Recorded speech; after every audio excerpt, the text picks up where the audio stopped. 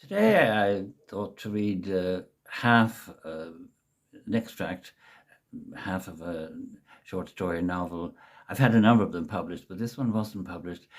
The idea for this one came when I was out walking my dogs in the Wicklow Mountains south of Dublin, and I saw this old lady standing at the gate, and coming up from a sunken, rather derelict house. And as I say, that's gave me the idea for this. So here we go. Okay. The wind is getting up, Eva Moran said, putting the kettle on the range. Please God, tomorrow won't be bad. It's my day for going to Clonee.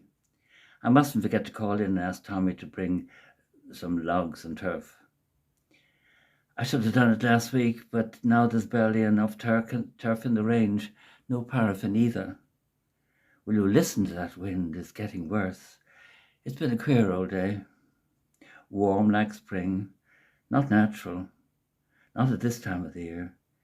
I must remember to ask Tommy to mend that ruddy wall. Jim Byrne has no right complaining about the cows breaking out.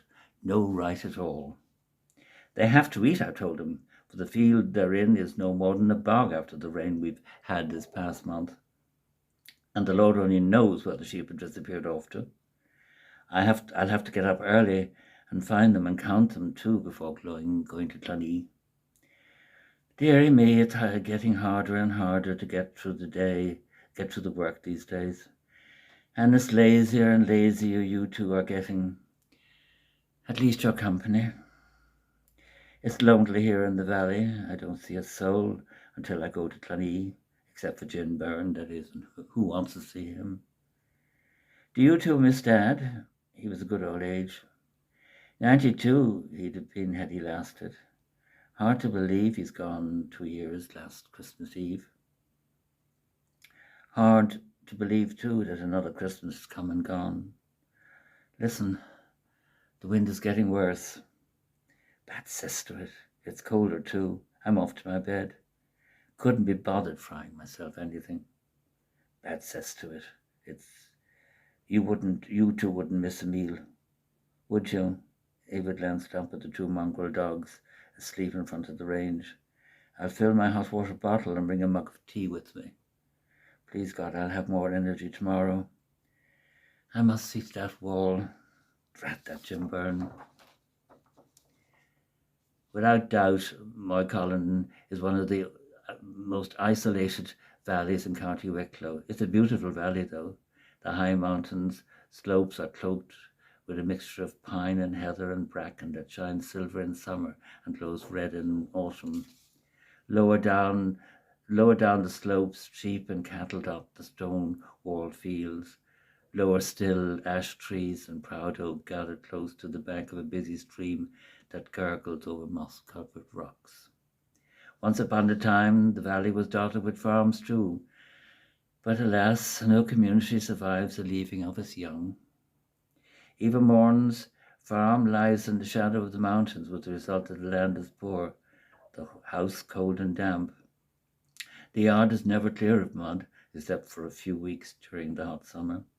Mud invades the kitchen too. Eva's father never bothered to wipe his boots, and in time Eva followed suit. Eva's brother would have been running the farm now had he not gone off to England to work on the building sites. He hadn't the patience to wait for the old man to die, so it was left to her to run it instead. If only he had gone off to England, she thought miserably. If only he hadn't gone off to England, she thought miserably as she slowly climbed the stairs. As a young girl, Eva Moran had been lively and pretty and had caught the eye of many a lad. But she was fond of just one, and he never forgave her for turning him down.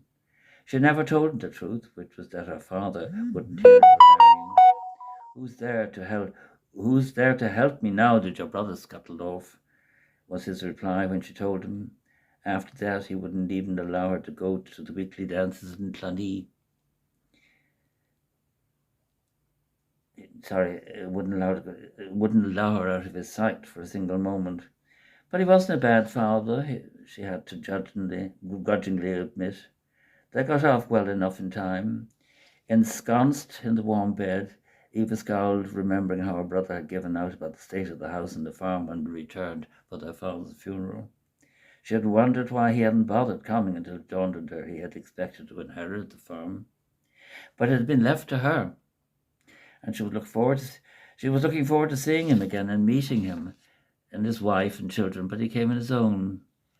She had both been glad and sad when he left immediately after the burial, complaining bitterly at not being left so much as a penny farthing. But wasn't he the lucky one? Hadn't he a wife and children and would never be lonely? Now, that's the first part. Okay, take care.